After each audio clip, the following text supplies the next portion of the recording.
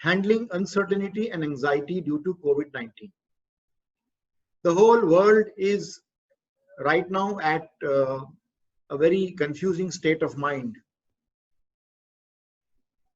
So before we start the discussion, let us understand what is meant by a pandemic. People say that COVID-19 is a pandemic. So essentially, a pandemic is a disease that is prevalent all over the world, or at least over a large part of the world. And we know now that COVID-19 has actually spread literally to all corners of the world. Okay. Okay, now I think in the interest of, I'm going to just, right. The first question that I would pose to everyone is that is COVID-19 really the worst pandemic ever? Is this the one that has never been seen before in this particular scale? So let's have a look at some infographic in which various pandemics that we as humans have been subjected in the past, right from prehistoric times. The first one recorded in the history, in the recent history, is the Antonine Plague, which actually affected 5 million people, right? So the infographic shows the various pandemics with which we have been subjected, and the size of this particular, of each pandemic, the figure in each pandemic indicates in a comparative scale how many people have been affected. So we see one very large green blob, which is the Spanish flu, which affected around 50 million people, and also HIV/AIDS that affected 35 million people.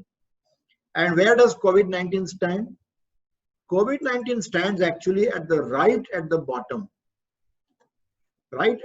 of this particular pandemic. If you see the chart, you have COVID-19 with, as of yesterday morning, about 319,000 people affected. So just compare the size of the blobs and you will realize that we have seen many, many pandemics much larger than this. I can easily count 5 pandemics larger than this in the past. Okay, so there's nothing new about this particular pandemic. The second infographic I want to share with you is the death toll because of pandemics that we have encountered so far. The largest death toll in the history of human evolution has been the bubonic plague, which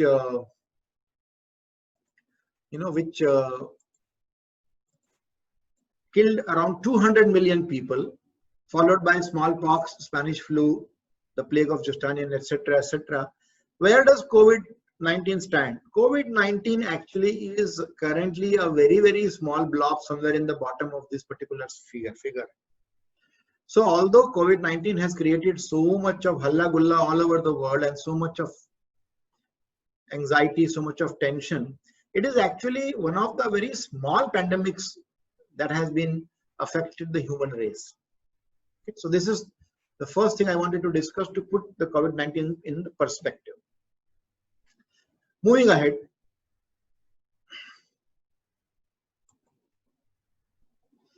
let's look at now what could be the worst possible outcome of COVID-19. Okay, let us see what is the worst that can happen. So the main issue that most people are concerned is the large number of deaths which are taking place or which have taken place, and many more are expected. Okay. Now, because of so many deaths, the governments all over the world, including in our country, have imposed a series of lockdowns. Currently, we are in lockdown number 4, I think. And who knows what will happen in the future. Because of the lockdown, the global economy has been hit. Many businesses have either shut down or have become completely unsustainable, due to which there are concerns regarding how the economy of the whole world will be affected. Because of the hit of the global economy, many people are going to lose their jobs. Many people have already lost their jobs and a few others are going to lose their jobs. Now, there are also situations where there are people stuck at locations from where they are not able to reach home or they are not able to reach near their loved ones. So this is also causing a lot of problems. And also, many people are suffering from boredom because they just don't know what to do. Many of you must be spending your time watching Amazon Prime, Netflix, television, movies, and okay, now there is a hand which has been raised, so I'm going to stop the share and I'm going to ask Atul. Yes, Atul. Sir, my dilemma or doubt is that you said that this pandemic is not as big or as severe as the previous ones. But a thought came to my mind is it because the world today as such was a bit more experienced, more knowledgeable, more proactive in handling the situation? And probably if we had done the mistakes of the past, like 1920 Spanish flu, after the second lockdown was lifted, there was a big surge in the cases. Is it that we have been able to relatively more successfully been able to contain this pandemic? That's why it is not that severe proportion. No, Mr. Shah, I'm sorry. Do not count your chickens before they are hatched. Okay, we are still not through the pandemic. Despite so much of knowledge, so much of history, despite the warning that we had got in 2015 from a TED talk by Bill Gates, so many countries and so many administrations have been found caught napping. Okay, so let us not feel very glorified about the way this particular pandemic has been handled. By all information and records, the way in which our governments have reacted and the way in which we have actually taken, stop gap measures, it doesn't point towards a very good learning or very good handling situation. It's a matter of debate. Okay, when the pandemic is over and when we recover everybody, only then we will recover. And also, I think that's a very good point from Dr. Payal Joshi. I think let us keep these questions towards the end because they will disturb the flow of the presentation. So unless there is something pressing, we will like to keep the questions towards the end.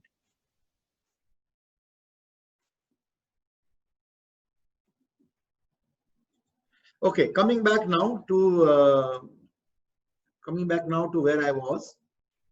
So yeah, so our basic problem is that many people are actually feeling utterly bored and utterly clueless on how to pass their time, and they are indulging in all sorts of time pass activities. Okay, so now what is happening because of this? What is it leading to?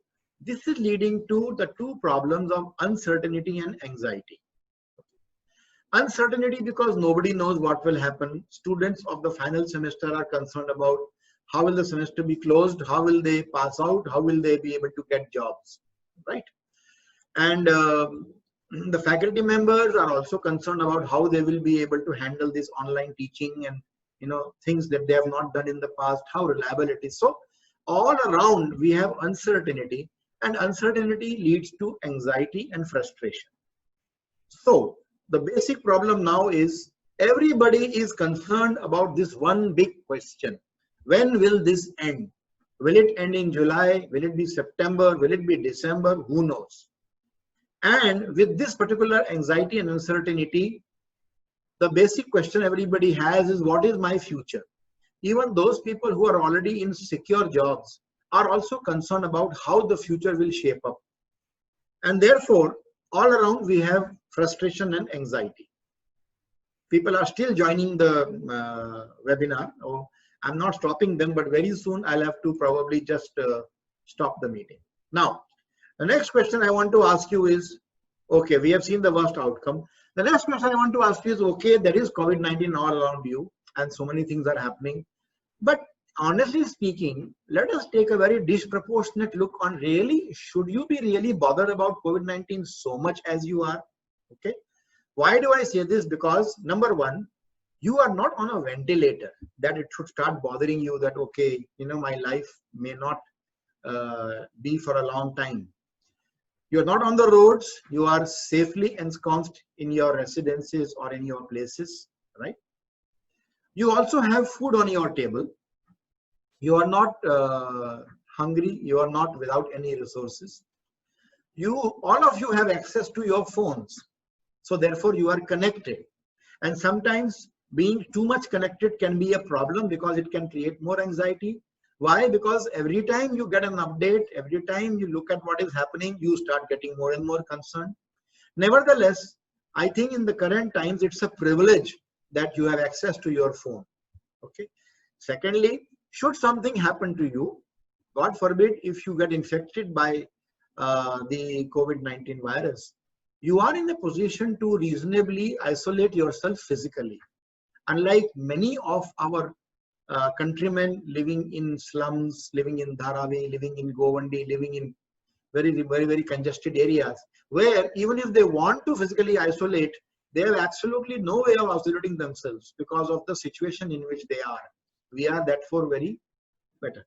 And finally, you have access to electrical power, you have access to internet, which is why you are able to take part in this webinar. Okay. So keeping all these things in mind, I firmly believe that you actually have no reason to worry. Any worry that you have is only an anxiety. It's a concern that something may happen to me, something may happen to my relatives, my friends, my family, etc., my loved ones. But it's only a hurry. It's only a worry. Okay. Now, the question is, this worry keeps coming in our mind and it doesn't help us. We know that worry is never going to help you. It's only going to make the situation worse. So the question I want to ask is, how do you stop worrying? Okay. One way, there are many ways of stopping to worry. One way to stop worry is to basically change your mindset. Change the way you are looking at a situation or a thing, right? Let's see how. But then if you really want to change your mindset, so first now let us ask a very fundamental question which everybody is probably thinking about, whether you are a student, whether you are a faculty, whether you are a staff. Because uncertainty, because of insecurity, you have a feeling that there are going to be a lot of new things in the future. How do I become future proof?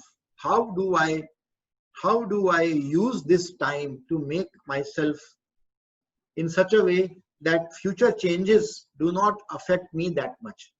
So here, my friends, we have two possible roads you can take. Okay. You can equip yourself to face the future so that you become future proof. Or on the other hand, you can enrich yourself so that you can become future proof. There is a difference between equipping yourself and enriching yourself. When you equip yourself, you basically upskill yourself or you acquire new skills which are required to handle the changes or the probable changes that will come in the future. But when you enrich yourself, you essentially upgrade yourself. Okay. You go from 2G to 3G, 3G to 4G, and maybe 4G to 5G, I don't know. You go from a Pentium to a much better chip. That is called as upgrading. Okay. Now, let us see the difference between upskilling and upgrading. Right. In upskilling, one thing you do is you acquire new tools which will be useful for handling the changes in the future. And also, sometimes you can also get by learning new tricks. So, learning how to use Zoom software, learning how to raise your hand in this software, learning how to conduct webinars is a new skill, is a new trick. Okay, it's a new trick. Learning Python or learning some new computer language or learning some AI, ML, etc., whatever people say is going to make you more saleable and more attractive to a company in the future. That is the acquisition of new tools. So you can upskill yourself by this. Or what you can do is you can go for upgradation of yourself as a human being. So to upgrade yourself as a human being, you have to do two things according to me. One is you have to learn how to control your mind so that your mind does, your mind does not drive. Your mind is under your control. You do not get driven by your mind, but you drive your mind. That is called as mind control. But mind control is not enough. Mind control can also be a very dangerous thing, because all dictators, all autocrats in the past, they have controlled their mind. Okay, whether it is Hitler, whether it is Mussolini, whether it is Stalin, okay, or whether you look at terrorists who are prepared to give their life for a particular, they have a cause in their mind. They all have a very strong control on their mind. Okay, but by controlling your mind, you can actually drive it in an undesirable direction. So controlling the mind is the first step, but not the only step.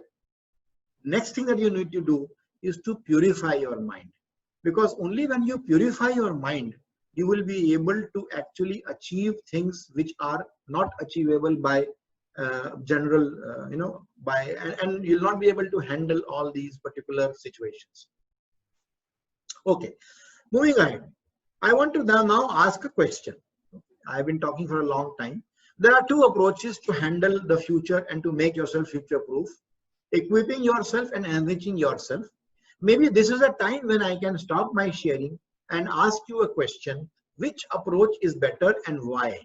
Okay, so I want to know your answer, whether equipping is better or enriching is better. But not just that, I want you to also tell me why you think that is a better case.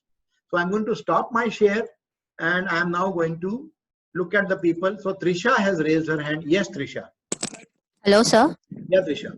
Sir, your talk till now has been very enriching and very helpful. So to answer your question, I would like to say that it is equally needed for us to equip ourselves as well as enrich ourselves during this time. During this time, we cannot choose only one of the options that we are getting, because while we are equipping ourselves is like we are acquiring new skills, we are learning new skills so that we can apply it in our future days to come. So we need to be hopeful about seeing a better future, as well as while we are equipping ourselves, it's going to help us enrich ourselves, not only upgrade us, upgrade on the basis of skill or knowledge, but it is also going to help us upgrade ourselves as human beings, like what you said, because this is a time when our patience is being tested. This is a time when we are being tested on our attitude towards other people and helping other people out. So this is both this flip side of the coins are needed for our future days to come. But Trisha, I have a problem. The problem is that I cannot ride on two boats at the same time.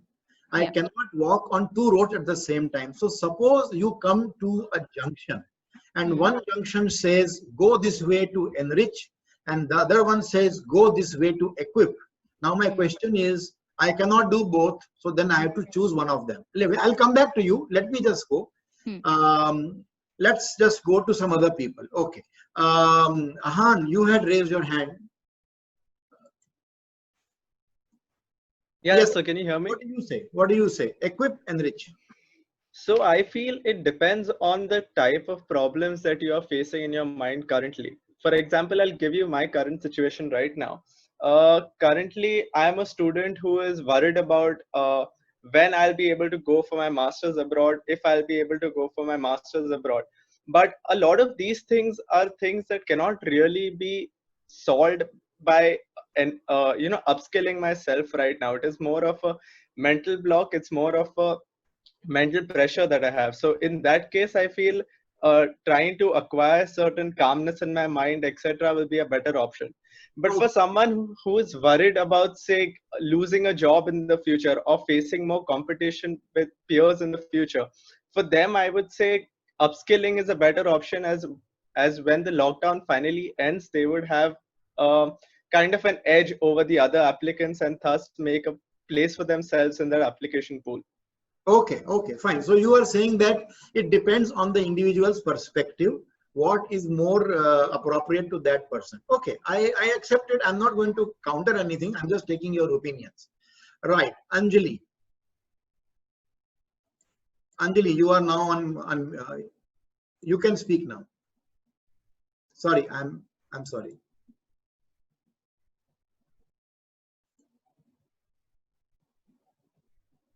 So Anjali, can you speak now? Yes, sir. Yeah. Good morning, sir.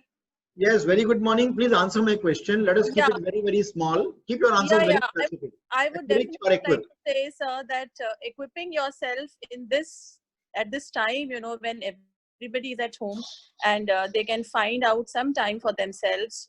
Equipping themselves, I think, is more relevant in today's time. Definitely, you need to enrich yourself also. Both the points that you said, sir, they were really good. But I would want to definitely equip myself. If you consider my opinion right now, I would definitely want to do a couple of courses and, you know, give myself some time so that I can be more, you know, if when I join again for job, I will be more, you know, Okay. contributing more So to the. you are going on the road to equipment. Fine, fine. It's Yes. okay. It's okay. That is your opinion. Now, there was some message on chat by Savan Kumar. And Savan Kumar Naik says that enriching is a better option because there is no guarantee on how much upskilling will be good enough. However, taking control of mind in the right direction will help us to be prepared for such future disasters. So this is also one point of view. Okay. Anybody else would like to raise their hand and share their opinion? What do you think is more important? What do you think is more useful, whether enriching yourself or equipping yourself? Okay, I'm sorry. So Arash Daruwala has raised his hand. Yes, Arash. Yes, can you hear me? Yes, absolutely. Loud and clear. Sir, I feel that equipping yourself would be much beneficial because if you upskill yourself by learning new tools and new tricks, I guess eventually in the process you are actually upgrading yourself and you are actually making yourself more disciplined to have mind control and mind peacefulness. The other thing that is there. Okay. So So I feel if you yeah, keep so on you learning, feel equipping is more important than enriching. yes, yes, Okay, yes. no problem. Atul Shah. Sir, your question is very, very clear cut. It's a two-way path and one has to choose one of the either two. And my choice would be enriching because I feel enriching is a much wider sphere of perspective, and an enriched mind, which is much better able to handle itself, will automatically equip itself better by acquiring new skills. So it's a wider and a better choice and a perspective. Okay, great. So in between, Saket Gudekar also said that mind preparation is required. Once you enrich, you can be ready for equipping. Then Priyank Arora is saying, I believe a balance of both is the key. But you see, if I give you only one choice, okay, then you cannot say I want this also and that also. So people have to reply on what is the one choice. Okay, there is a message. Namanuddin has the point. Yes, Namanuddin. I'm with the enriched point because by controlling our mind and mind education, we can do anything. So enrich is my. So you are favoring enriching yourself. Okay. All right. Yeah. So now somebody mentioned that can we conduct a poll on this? Okay. Now I don't know how to conduct a poll on Zoom. So if anybody knows, maybe they can start a poll. But I don't have any way of conducting a poll. But I still would like to spend a little bit time. There are so many people. I think there are 82 participants here. So therefore, I wish some other people would also speak out their mind. The question is very, very specific. You are at a junction where one road goes for enriching, one goes for equipping. You have to choose one path. You have to answer which path you will choose and why. So can a few other people please take part? Not through chat, because then it takes more time. I would prefer if you raise your hand and ask me or share with me your view about the path that is much more suitable for you.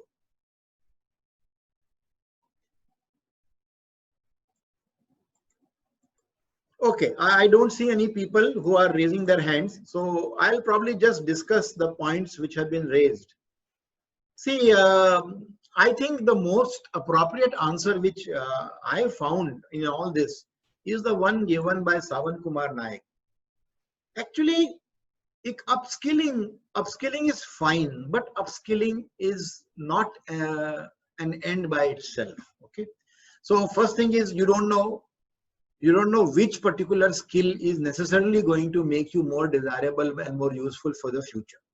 You may assume something. You may say, you may go by prediction saying, okay, I will learn AI and ML because that is the buzzword nowadays. But you don't know. So many people who did so many things in the past, assuming that those things will really become a big market players, have been proved wrong. Secondly, when you are upskilling yourself, the whole purpose of that is to again address some kind of an anxiety, saying that I have an anxiety that I may be unemployable or I may not get anything in the future.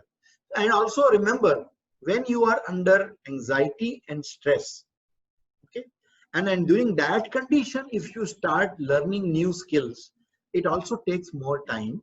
It also needs more effort. And then there are chances that halfway down the road, you might actually feel frustrated and boring because suddenly you hear that somebody else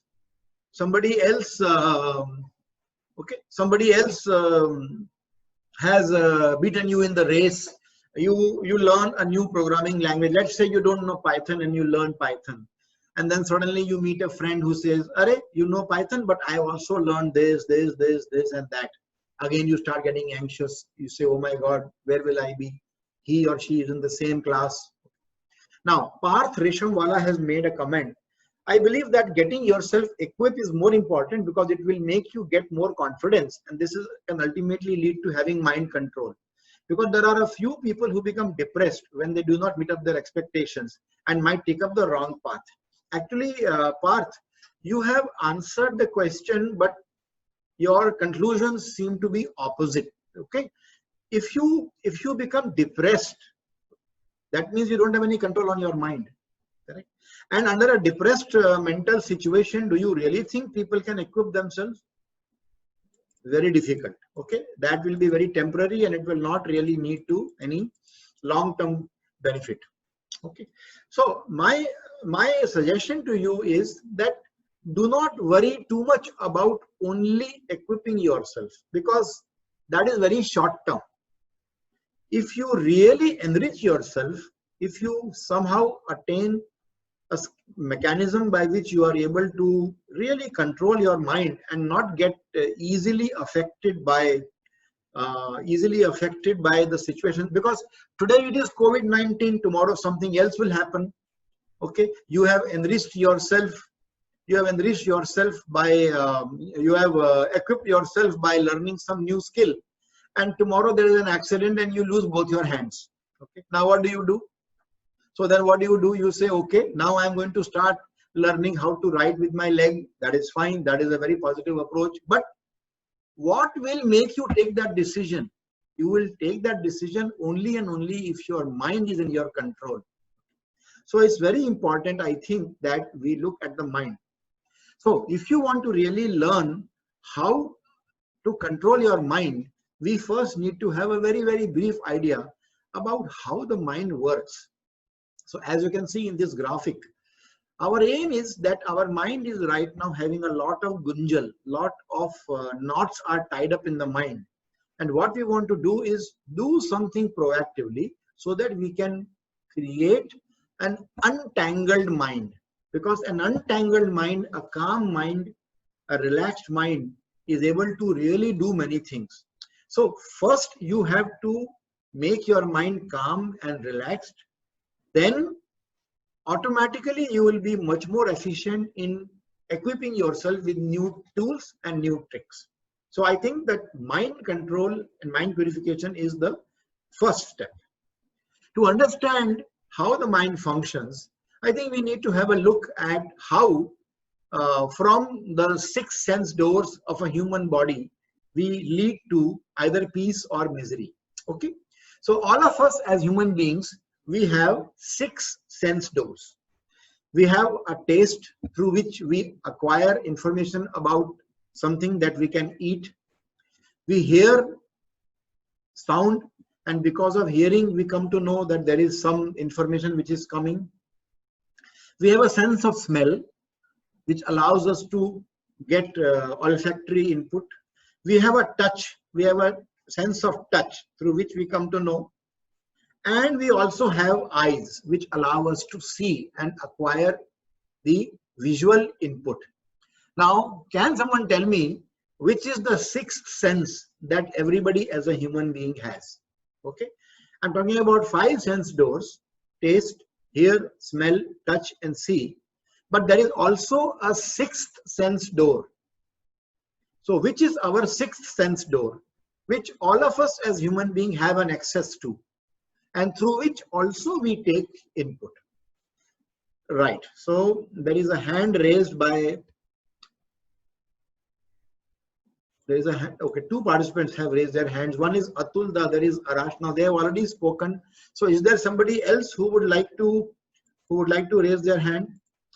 Anybody else?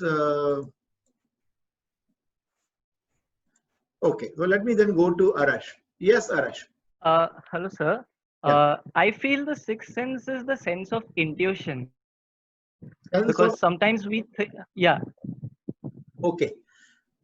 Intuition is not a sense. Intuition is what you it's an inherent ability. Okay. Okay, but anyway, we will not deny or agree. Okay. We will say that there is a 6th sense which all of us have. Okay. Now someone, Trisha, says extrasensory perception. No, Trisha, we are talking about only sensory world right now.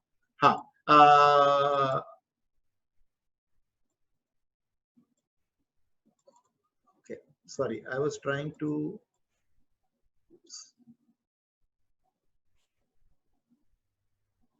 Okay, anybody else would like to comment on which is our 6th sense?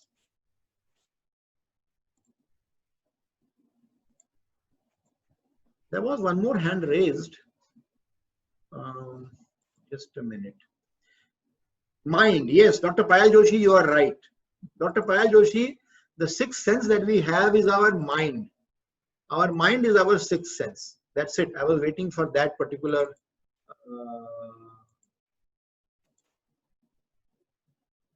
Correct. Okay. So the 6th sense is the sense of thinking, which comes from our mind. Okay. All of us can think. Now, when all these sensory doors, they have some input. What is the input? You eat something, there is some input.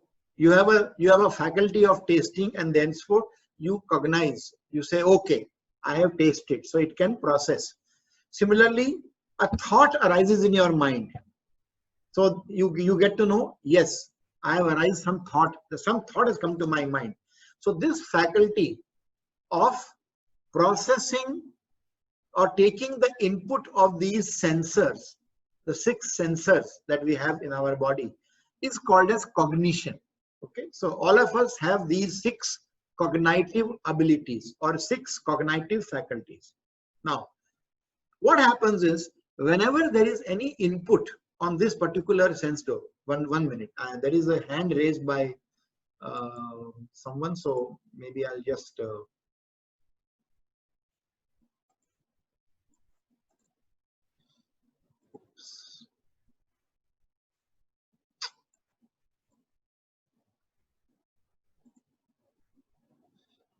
okay, so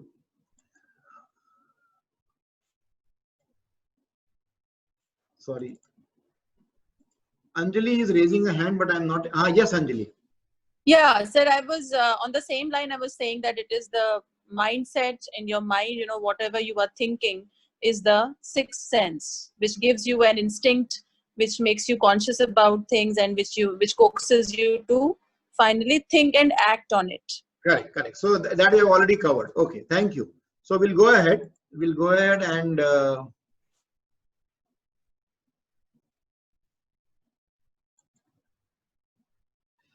so So now cognition. So what happens is whenever there is any input in any of the sense doors, there is a cognition, and from cognition we go for evaluation.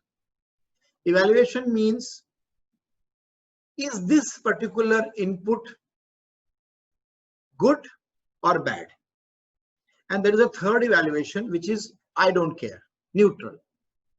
So for example, I give this example always, that let us say you don't know Japanese, and someone is talking Japanese to some neighbor, and you just happen to hear it. Now it will not cause any evaluation in your mind. You will evaluate that this is a input in my ear. These are some words, but I don't know what they are. Okay, so it doesn't make any difference to you. It's a neutral evaluation. I don't know what it is, because they are not meant for me. These are two people talking. I just can't make out because I don't have that particular faculty in me. I can hear that there is some sound, but I don't know what it means. So it doesn't cause any, it gives me a neutral reaction. Unfortunately, with everything that you hear and everything that you see and touch and understand, immediately you will either get some kind of feelings in your mind, or you will get some kind of a sensation on your body. So here there are two things. On the mind, feelings arise, and on the body, some sensation arises. Okay. Now, this is automatic. This happens to every human being. Okay. The moment you have some input, our cognitive ability processes it. That is called as evaluation. Once you evaluate, you have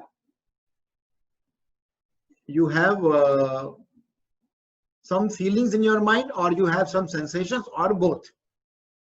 Now after this, one option is that when you get an input, and if you evaluate that input is very, very bad, suppose somebody abuses you, and you understand that this is an abuse, and this is an abuse addressed towards me.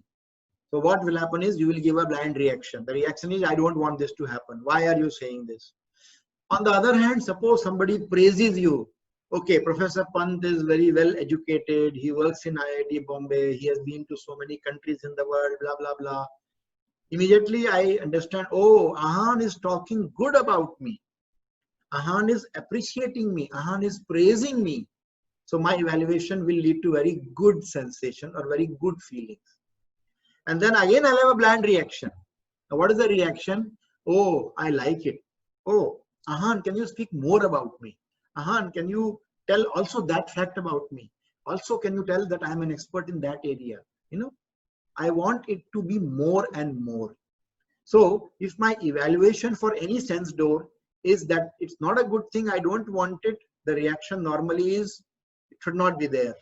Or there's a reaction, it should be there. Or there is a neutral reaction, I don't care because I don't understand. But there is one more way, and that is called as bare observation.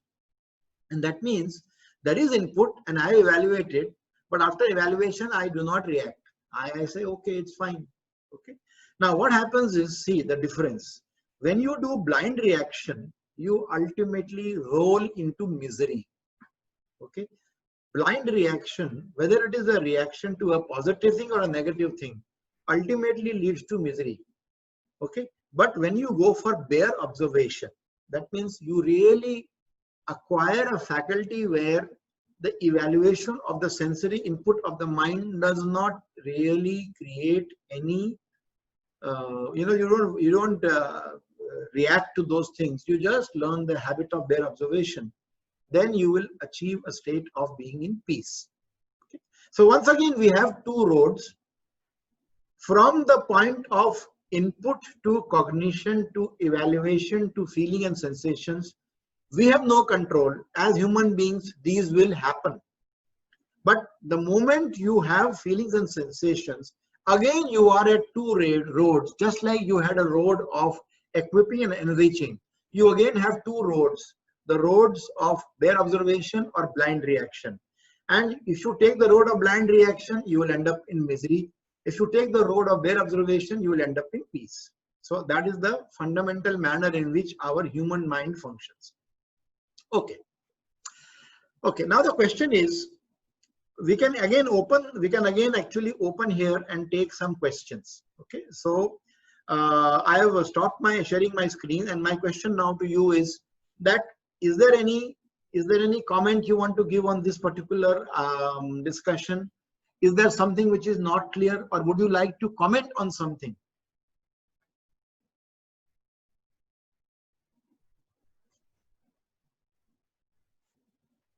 Okay, no hands are raised, so I'll just go ahead.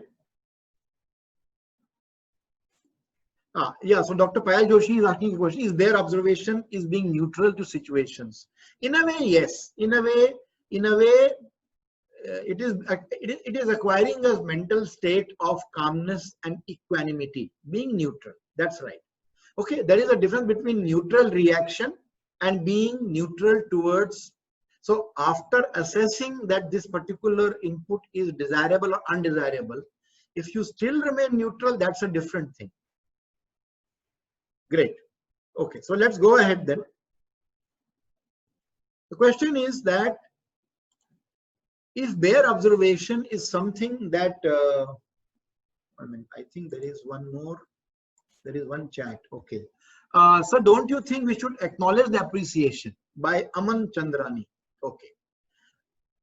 See, the thing is this, that when you start, after all, remember one thing, when somebody appreciates you and you start feeling very happy about it, immediately a desire starts in you that I would like this to continue and I would like this to happen more. Okay, but it will not happen. It will not happen. The reality is that there is always a change. Today, somebody is appreciating you. You are feeling very happy about it. So you have a desire for more appreciation, or you have a desire that my appreciation should continue. No one should not appreciate me. It won't happen. After some time, somebody will start cursing you. Somebody will start abusing you, right? So then you will say, oh my God, such a nice situation I was. Everything was so well. Everything was so good. But now I am not happy. I wish I reached that stage. So then you start doing things, sometimes desirable, sometimes undesirable, to win appreciation or to win a position. You go into immoral paths somehow or the other to achieve a state when people appreciate you. You may start cutting corners. You may start doing actually undesirable and illegal things just to satiate your desire for getting a continuous appreciation. So it's a dangerous thing. It's a double-edged sword. Okay. While if someone speaks words of appreciation for me, I will acknowledge them, I will thank them, but I will not take it to heart literally. I will not saying that, okay, I'm great, I would like to, always be like this. That is the difference between being affected by appreciation and listening to appreciation. The point being made here is learn not to get affected by appreciation, learn not to get affected by abuse by developing bare observation. Now the question is, it's not easy. No one has taught us to develop the faculty of bare observation. Okay. So how do you develop bare observation? You have to learn a technique to look inwards. Throughout our life, since we were born, what we have been doing is we have been looking outwards. Okay. So what we feel is that the reason or the cause of our frustration, our anger, our problems, our deficiency is all outside. Okay. It's all outside. That is the reason why I am feeling bad. Okay. COVID-19 has happened, because of which my school is or college is closed, because of which there is some uncertainty. That is why I am feeling bad. Okay. So what is the reason for feeling frustrated? What is the reason for feeling boredom? It is COVID-19. That's not the case. The reason for you to be frustrated, the reason for you to be bored, the reason for you to be flipping on Netflix whole day, whole night without even able to focus on something is not because of any outside thing. Okay, the same input of COVID-19 has gone to so many people, but there are some people who are calm about it or not that much affected, and there are some people who are so much affected that they have started stocking sanitizers, they have started stocking on face masks, they have started abusing the doctors who come to their building. What is happening? The input is same for everybody, but the reaction is because of what you are, not because of what is happening outside. So we have to learn a technique by which we look inwards. What am I doing? Input has come from outside, but how it affects me is up to me because I've never looked inside. The second thing we need to learn is to learn to live in the present. Okay? Today. What will happen in October? What will happen in August? I don't know, you don't know. And by no amount of thinking, by no amount of speculating, you can actually predict what is going to happen. You can plan. You can work out a scheme. You can have option A, option B, option C. You can look at possible alternatives. But you need not be anxious. You need not be frustrated. You need not be disturbed. You need not be affected by the uncertainty. There is uncertainty, but getting affected by it is up to you. Problem is that we never live in the present. We always live in the past. This happened, that happened. I wish that did not happen. I wish when I was in class 12, I had studied very hard, so I would have got into a better college. I wish I had done this. That is the past.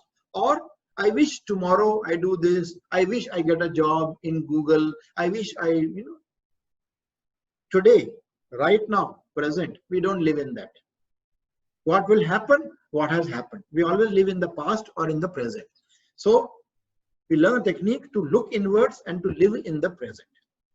Now, the second thing is you may learn a technique. Okay, I can give you a YouTube video. I can give you some kind of a book to read. I can even give you a huge lecture on extra. But unless you practice, unless you try it out, unless you see for yourself, you will not really learn any technique. You will only hear about a technique. You will only know about, you think you will know, but you will not know. It will only be a theoretical knowledge. The best method to develop their observation is to learn a technique and to practice it. And it is only practice that makes us perfect. So I propose to you that let us try out one such technique. Okay. Let us just try out one such technique. I want you to experience it. I don't want you to hear about it. You have heard enough from me for the last 40 minutes or so.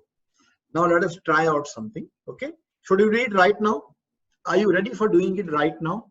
Right now, I would like to give you a demonstration of a very, very small technique, which will help you start learning bare observation, which will help you start looking inwards and help you to handle anxiety by living in the present. Okay. So now, those of you who are not interested any further and you are comfortable with what you have heard so far, you are welcome to leave. Okay. The talk is over.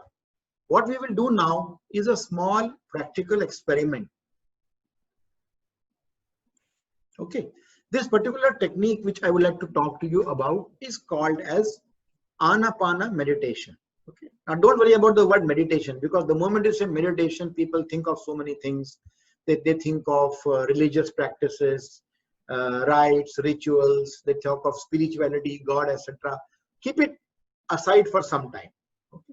Now, what is the meaning of Anapana? Basically, the technique of Anapana basically means observation of normal breath or normal respiration.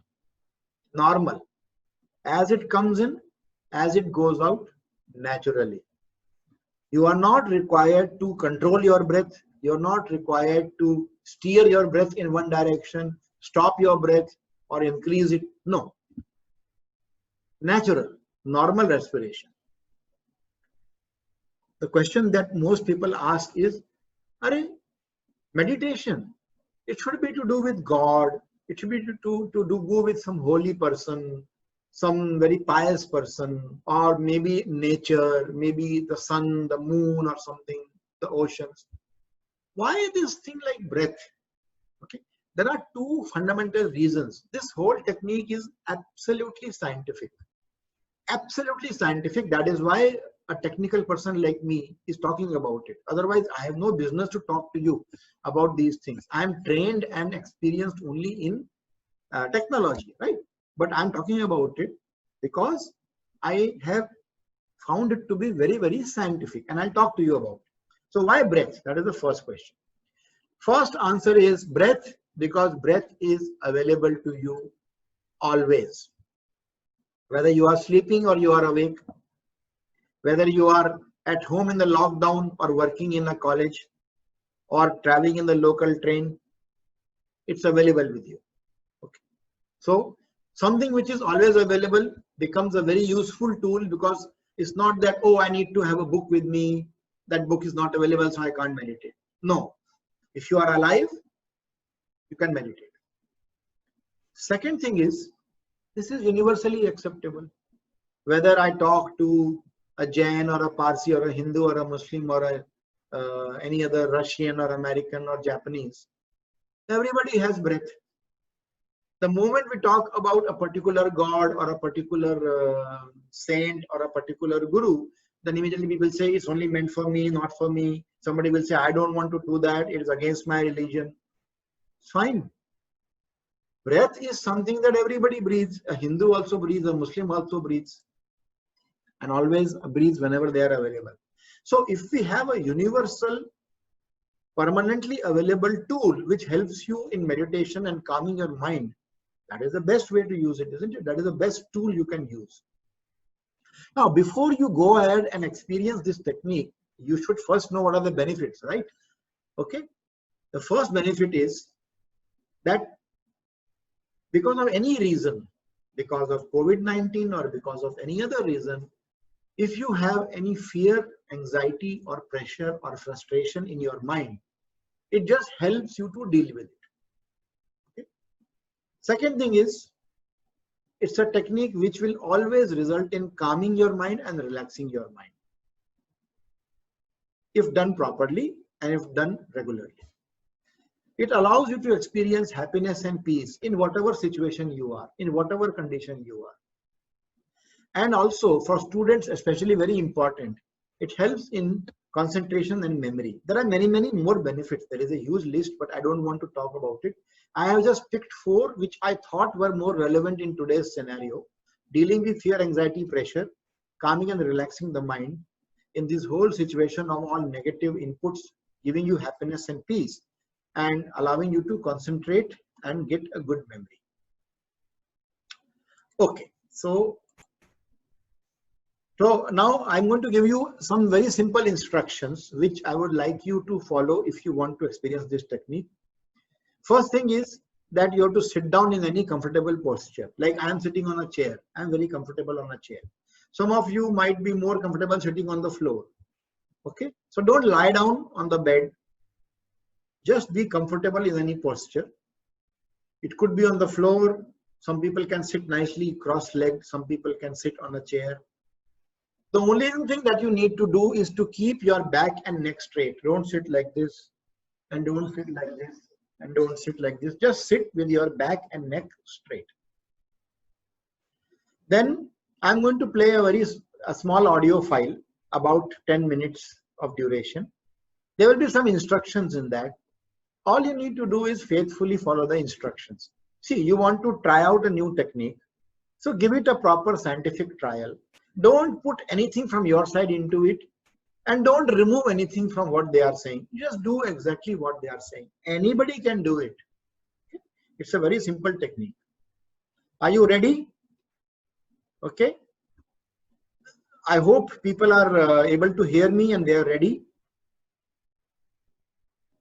All right. So if you are ready, then I'll go ahead. Now we have a choice. We can do these instructions in either in Hindi or in English. So here I think we need to know from people what they are most comfortable with. So please tell me, which one are you more comfortable with? Would you like to have it in Hindi, or would you like to have it in English? So Hina has said English, Rahul says English. Okay, Trisha, okay. So I think overwhelmingly everybody is saying that they would like to have the instructions in English. Okay. Any language. Okay, so I'm happy there are some people who say any language, but it's okay. Overwhelmingly we are finding that people are wanting to do it in English, so it's okay. I have both the options with me, so I'm going to do it in English. Okay, so now what you do is just sit down, relax, and follow these instructions. I'm also going to put my camera off because there is nothing to see in this. You just have to hear.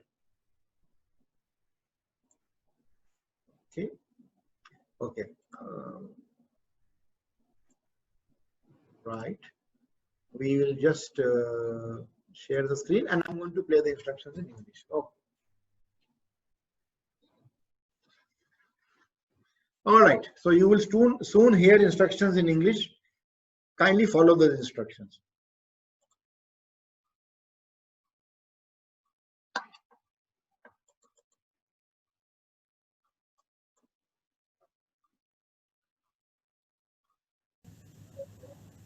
Now let us practice Anapana for about 10 minutes.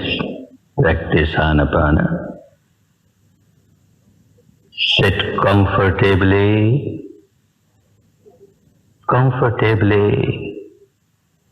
in any posture that suits you.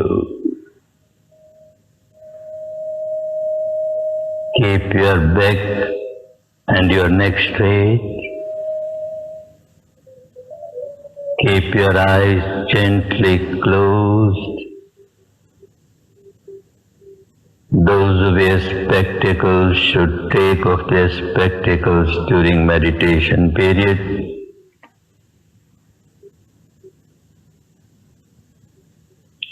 Keep your mouth gently closed and focus your entire attention on the area at the entrance of the nostrils. The area at the entrance of the nostrils. And remain aware of every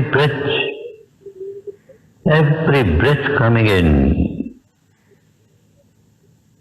every breath going out. Natural breath, normal breath, as it is.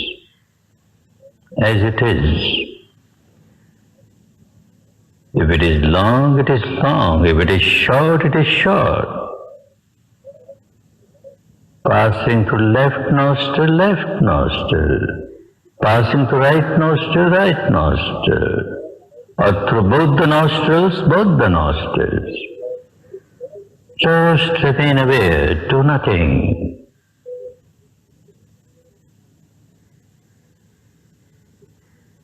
Just remain aware.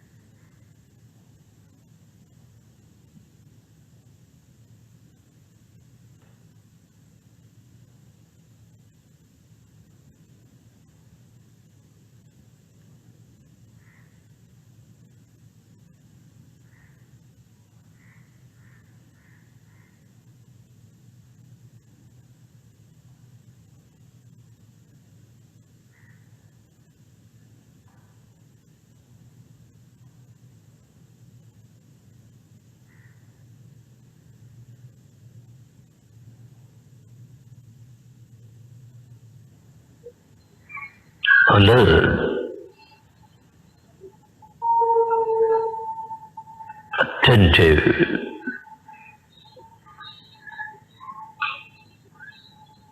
vigilant,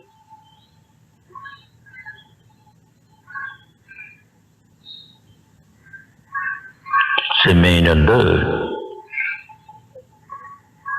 attentive, vigilant,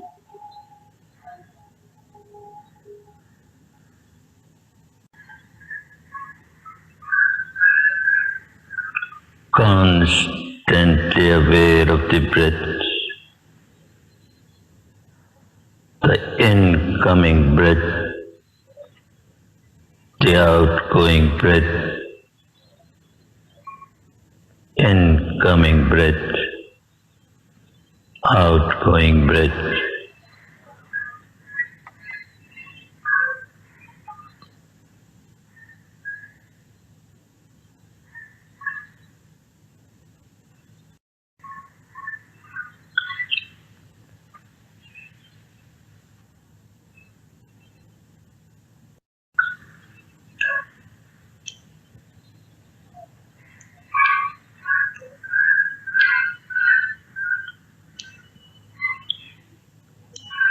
Keep your attention steadfastly fixed on this area, the entrance of the nostrils.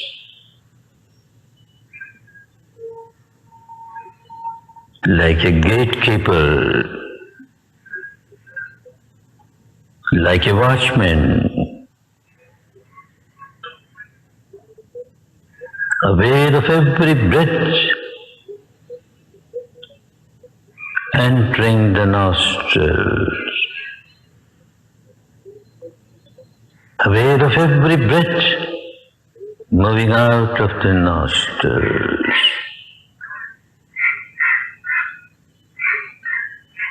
Alert, attentive,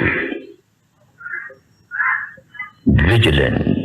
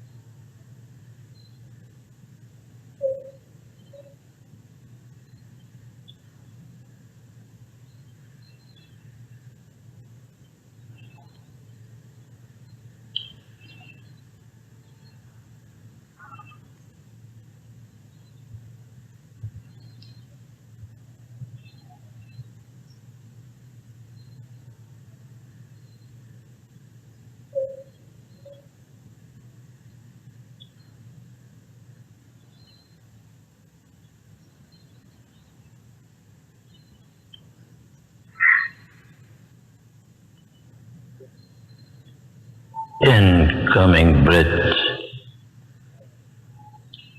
outgoing breath,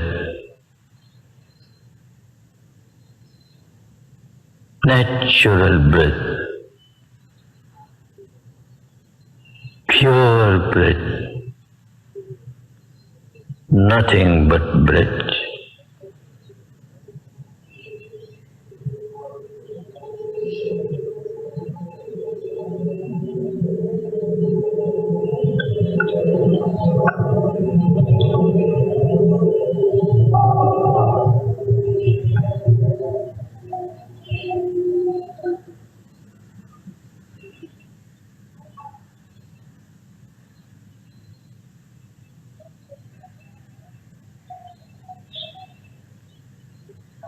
Bhavatu Sabba Mangalam Bhavatu Sabba Mangalam Bhavatu Sabba Mangalam.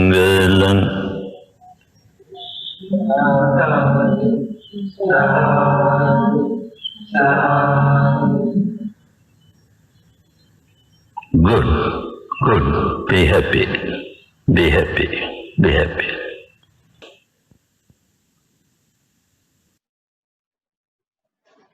Okay. So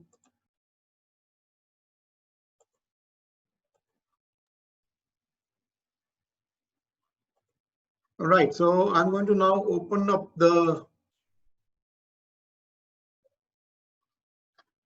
webinar for discussion. I have just one or two more slides. There are 64 people in this webinar. So anybody would like to share how they felt in this practical exposure?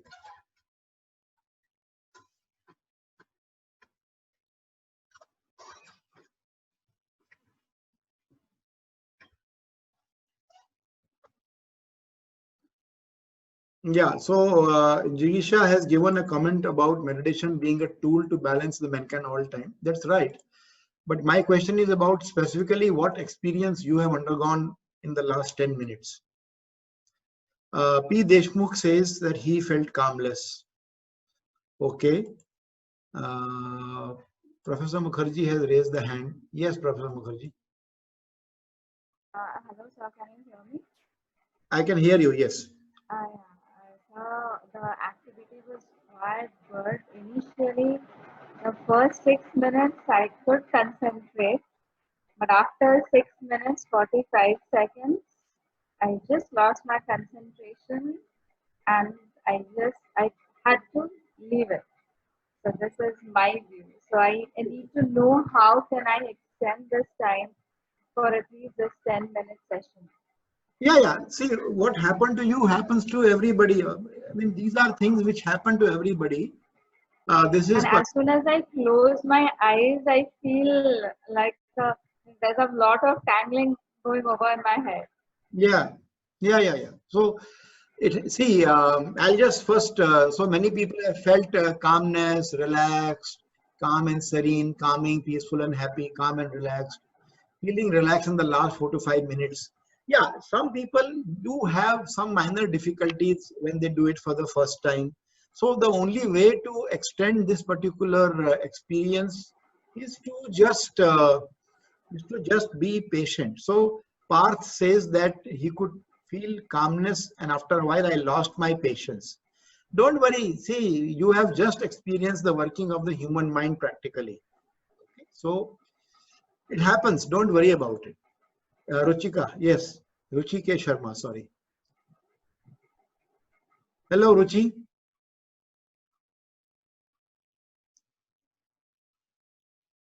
Ruchike Sharma, you raised your hand, so I've unmuted you. Feeling relaxed. Okay. Anybody else? Anybody else would like to? Okay, Arash. Arash, yes. Yes, sir. So, sir, like initially there were a lot of thoughts going on in my mind, but when we just focus over the nostrils, like focus on just breathing in and breathing out, so it just comes up to fewer number of thoughts going on in our mind. So I feel that's a very helpful relaxation technique. Yeah. Okay, that is what you're right. You're right. Okay, then Pratidnya Hegde Patil says that she could feel cool air through the nostril in the entire process, no thoughts. Very nice. That's a very good feeling, isn't it? That in this hot weather, you get a cool feeling. So it's like a free air conditioner. That's very nice. Okay. Anybody else would like to share? Did somebody face any difficulty or any problems? Or any issues?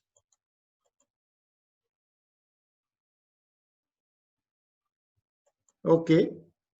Namanuddin, yes. How Yeah, do Namanuddin. we concentrate when the noise is around? how to concentrate noise is around. See, you have to you have to ignore everything that is around you and try to focus your mind only on your breath. That is the only thing. So you tell yourself that everything else is unimportant. Doesn't matter. What matters is my awareness of the breath. That is what is more important. Try your best. You can just try your best, because you will not achieve perfection immediately. Okay, so it takes time. It will take time. Okay, Arash, Noman, can you mute? Hello. Yes, Arash. Yes, Arash, you are. Yes, sir. So there was one difficulty with me maintaining my posture throughout. So I was time to time conscious about it. And yeah. Okay. So I would just advise you, don't worry. If your body forces you to change the posture, you can't do anything about it. So you don't have to fight it, because then you will be again struggling. Once you struggle and once you fight, then you never feel calm and peace, right? okay. So there's no need to really worry about that. It happens. I mean, everybody's body reacts differently to these kind of experiences. Okay, anyone else? Because we need to wind up very soon. Okay. So now, if there are no more questions, I'll just go ahead and finish off. Okay, Trisha has a question. Yes, Trisha. Yeah, hello, sir. Yeah. Sir, the activity was really nice, and agreeing to what each and everyone has said, yes, there was difficulty in holding the posture, and then I also lost my concentration after a few minutes. But one thing is also like this, that we really don't get involved in these activities quite often. So I'm sure this was the first time for many of us. So one takeaway from this session could be that if we start on practicing these things on a daily basis, it's going to take us far in the long run. Okay, so Trisha, what you have done is you have actually summarized my next slide. Okay. I'll just go back to my presentation then, right? Okay, so basically now see, this is a very interesting technique. Now there is an exercise going on online where you can get exposure to this technique properly. What I gave you is actually just like a trailer of a movie, very simple, but a little bit more systematic, little bit more organized way of experiencing and learning this technique is being made available free of cost every day. One session happens at 8 in the morning, the other happens at 7:30 in the evening, and on weekends we have another session at 2:30 in the afternoon, but that session instructions are only in English, whereas at 8 a.m. and 7:30 p.m. the instructions are given in English and in Hindi.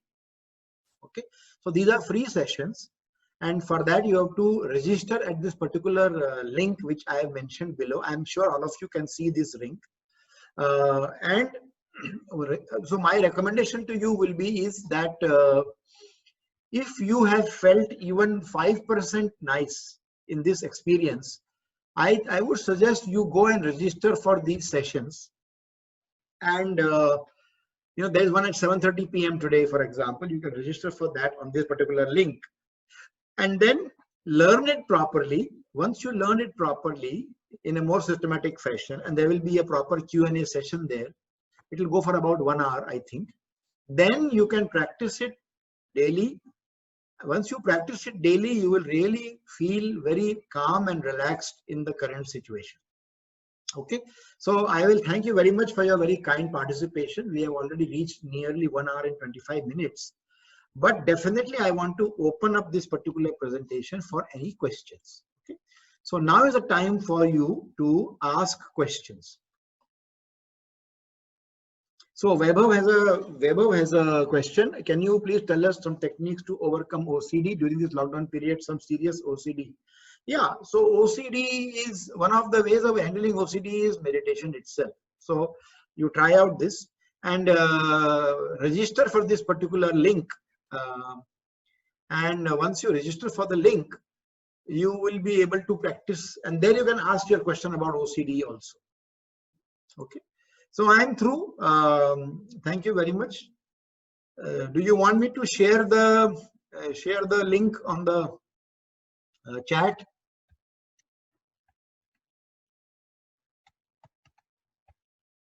Yeah. So I think it was.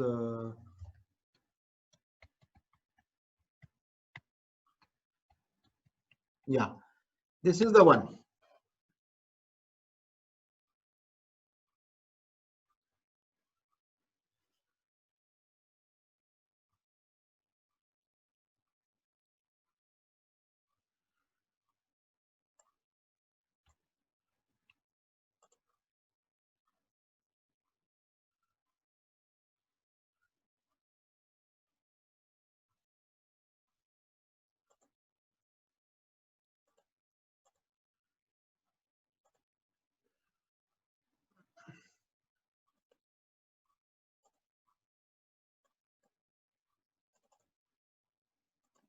Yeah, Professor Mukherjee, you are online now. Yeah, sir. Thank you so much for giving us such a great session and informative session. It's really a great, and I appreciate your initiative in helping us during this time to get over these the different type of thoughts which are coming onto our mind. I would also like to thank all my participants for attending and making the session so wonderful. And also, last but not the least, I would like to thank Ahan for taking the initiative and getting this whole process done. Professor Pant, I have a small question to you. Yes. Hello. Yeah, sir. We just got to learn about upskilling and enriching ourselves. So, as a professor or as a faculty, what do you feel, or teacher, or myself being a faculty, what do you feel we should upskill ourselves or enrich ourselves during this moment, and how would you do this? How can we do this? My suggestion to you will be is that first you utilize this particular wonderful opportunity of lockdown to enrich yourself, because once you enrich yourself, you will be able to upskill and equip yourself much better in a very calm and a very equanimous condition. The efficiency of a person to do things increases multiple times when the person is calm and relaxed. The problem is when we start equipping ourselves by learning some new tool with the anxiety in our mind that I'm doing this because tomorrow I don't know what will happen, so therefore let me learn this. That anxiety makes you actually little bit inefficient. Okay, so I think the first thing that you need to do is to learn how to relax yourself, learn how to calm yourself in this scenario where, see, all of us are helpless. The situation outside us, which is because of this pandemic, is completely out of my control or your control. You really cannot do anything about it, nor can I. So therefore, worrying about things which we cannot change is not at all going to help us. So first we need to learn how to equip yourself. Moreover, as a teacher, as a professor, you have a duty to really give a lot of comfort and relaxation to your students and people dependent on you. If you yourself are not calm and relaxed, how are you going to really equip somebody else? So that's why I think taking a right turn first of enriching yourself is more important. Once you achieve little bit of enrichment level, once you achieve some kind of calmness, then I'm sure you will be able to immediately learn how to equip yourself. So that is more important, I think. That's a bigger picture. Okay. Thank you, sir, so much. I would ask if anyone has a question before ending the session to Professor Pant. You can just ask it. You can just Yes, raise please. your hand. Raise your hands, or if you have problem in raising hand, just you can ask also on the chat, because now the chat window is visible to me on the screen. Ahan, you want to say something? Yes, sir. So firstly, thank you so much for addressing all of us. I just wanted to share the benefit I had from this session. So since the lockdown began, I've been a lot of thoughts have actually been going on in my mind, and actually I've made this whole list of things that I should do before the lockdown ends. And every day that I wake up, I try to do all these things in order, and every day when I sleep, I realize that always some of these things get left behind, and that always causes a lot of anxiety in my mind, and it always gives me the sense that no matter how hard I try, I'm always not being able to meet what I have set out for myself.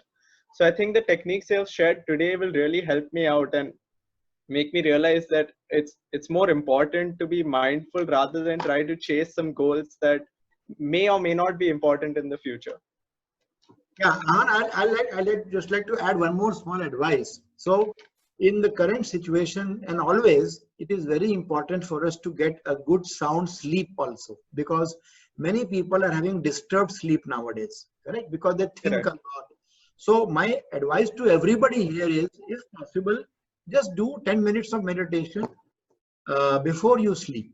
Okay, but I will once again urge you, what I have told you or exposed you is not, I have not trained you or taught you anything. I have just given you the trailer of a movie. Correct. Please watch the movie.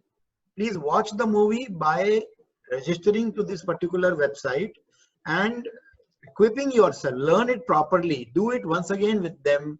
Ask them your doubts about the technique, etc. Then only you will be able to benefit. Okay. Correct. So don't think that, okay, Professor Pant has taught me how to meditate. Now this particular clip which I shared with you, this might be available online, so you should not download and start doing it, because unless you learn to sharpen your axe, you should not start cutting the trees. Otherwise you will waste a lot of energy. So Right. you have been taught, you have been given exposure to something. I cannot teach this technique, but I can expose you. And if you feel it is beneficial, go ahead and give it a proper try by registering on the website. And any problem you face, you can always contact me. Okay. All right, sir. There is a question from Jyoti Singh. Can anyone overcome from anxiety or increase positivity in ourselves through meditation? 100%. Meditation of various types are available. I am not saying this is the only technique of meditation, but whatever technique you follow, follow it very seriously and follow it correctly. This one is a very, very simple technique. It needs no tools, no need to memorize anything, no need to remember anything. Just whenever you are anxious, you are standing in a queue to buy vegetables or groceries, and there is a lot of time being taken because of social distancing. Just stand peacefully and just observe your breath. Okay. But please do undergo a proper training and then only start doing it regularly. Okay.